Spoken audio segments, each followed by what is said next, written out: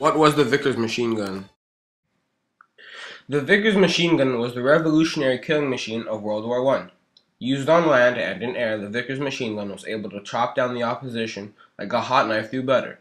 Based on the previously successful Maxim machine gun, the Vickers took the idea and revolutionized it by decreasing the weight and adding mobility by placing the gun on a rotating tripod. Specifications. The Vickers machine gun was 43.31 inches in length and varied from 15 to 23 kilograms in weight. There is no question as to why you needed a multi-person crew to set this weapon up. Due to the size and weight of this gun, one man would not be able to haul around such weight and be able to set up and fire the gun in time.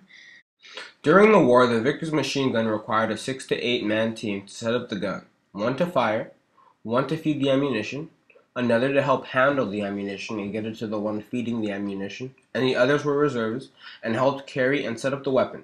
All men were trained in handling the gun. The Vickers machine gun had a water jacket which surrounded the barrel of the gun and helped aid in cooling of the gun. Most machine guns would overheat and become inoperative, so the water jacket was put into use for this purpose. Use in war.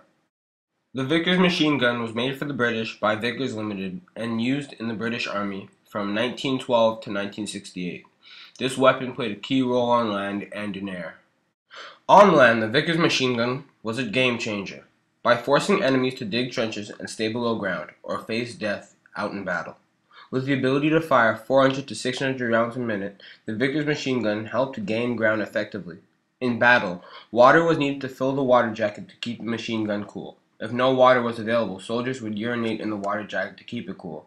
The range the Vickers machine gun could shoot was at about 800 yards.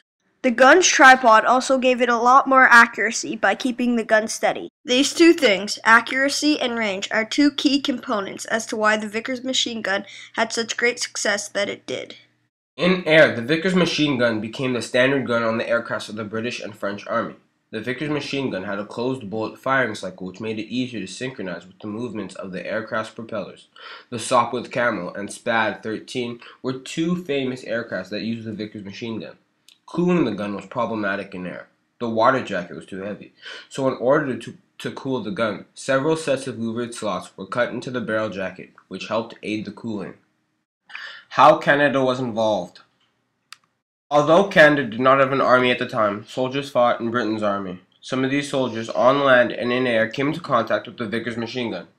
One in particular famous fighter was Billy Bishop. Billy Bishop was born in Owen Sound, Ontario. A proud Canadian, Billy Bishop chose to follow his vocation and go to war. He became a skilled air marshal. Bishop disliked flying over London at night and soon requested to be transferred to France.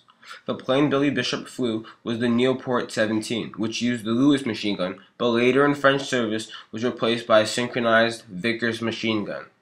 Another important Canadian that came into contact with the Vickers machine gun was Roy Brown. Roy Brown, a young, proud Canadian who was a flying ace in World War I, who was famous for shooting down the Red Baron, used the Vickers machine gun. The aircraft Roy Brown flew was the Sopwith Camel, an aircraft that sported the Vickers machine gun. In general, Canada was involved with the Vickers machine gun because of the various soldiers that either fought in air or on land and used the Vickers machine gun. Yeah.